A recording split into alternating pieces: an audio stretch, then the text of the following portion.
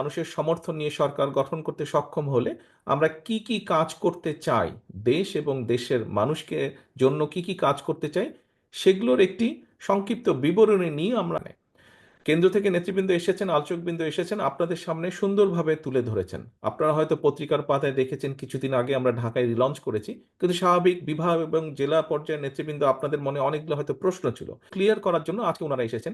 এখন নেতৃবৃন্দ যে কথাটি একটু আগে দু একজন বলেছেন, আলম বলেছে, অমিত বলেছে যে এগুলো আপনারা নিয়ে যাবেন জেলা পর্যায়ে, জেলা পর্যায় থেকে থানা বা উপজেলা পর্যায়ে, ইউনিয়ন পর্যায়ে।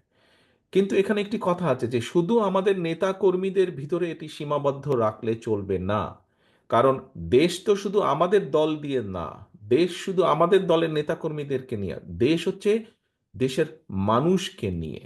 দেশের মানুষকে, এই যে প্রায় 20 কোটি মানুষ দেশে, এই সকল মানুষের জন্যই এই দেশ, মানুষকে নিয়ে এই দেশ। কাজেই